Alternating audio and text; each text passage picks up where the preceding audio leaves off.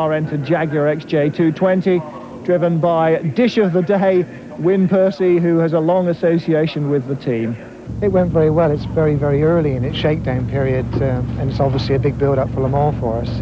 And the car wasn't completed until earlier this week, so it's had very little running.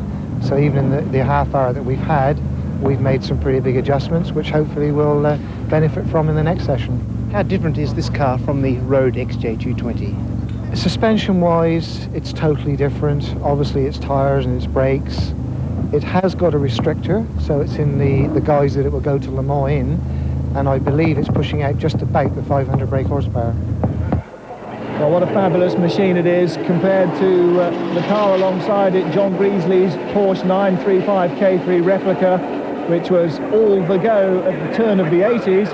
A very spectacular car indeed, and a very spectacular first corner from Ross Hyatt in the other of the blue coral 935s. Spins it under braking into Cox for the first time. We're with Jonathan Baker's Escort RS Cosworth, this one of the Group N four-wheel drive machines. But out front, the superlative Jaguar engineering, and Win Percy's talent takes him ahead. Again, let's look as Ross Hyatt spins it right across the bows of the team boss and the owner of the cars, John Greasley. And very lucky indeed to get away with that, I fancy.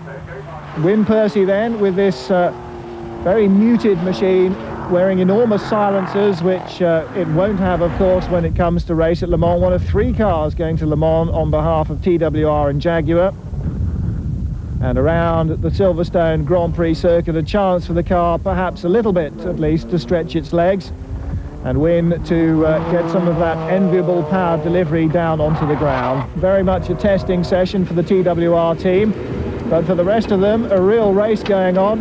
Jonathan Baker behind fellow Escort driver Charlie Cox, and they were just passing the stranded Porsche of Steve O'Rourke, the manager of rock group Pink Floyd. There he is. Charlie Cox still leading this little Escort dice. Both of these guys in the Breaking the Mold Group N National Saloon Car Cup. Charlie Cox already a winner in that championship. Oh, big noises from the back of Baker's car. Some major mechanical problem, I rather fancy. And in fact, he's lost a wheel on the other side of the car, as you can quite clearly see. Ross Hyatt having problems again. Once more, the brakes locking up on him unexpectedly, as they did at the first corner. Gavin Mortimer in trouble too. Oh dear, it's the day for losing wheels. Dear oh dear, his 911 Turbo sheds its left-hand rear.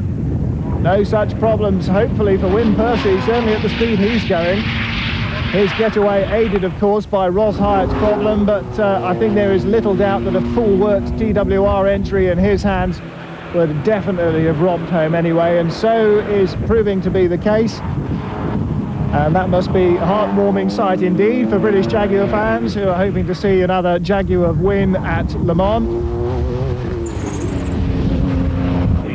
Again, the muted sound of the lop-eyed cat as it comes out for the final time. Single headlamp ablaze. Don't worry, the rest will work when nighttime falls in France. Win Percy takes victory then, round 2 of the BRDC National Sports GT Challenge. John Greasley takes second. You saw the damaged rear of Ross Hyatt's car a moment or two ago. So almost 2 minutes the margin of victory for Win Percy, but you can bet that when the Jaguar gets to Le Mans, the opposition is going to be an awful lot closer to its pace, if not faster. Still, Win enjoying the first official win for a TWR Jaguar XJ220.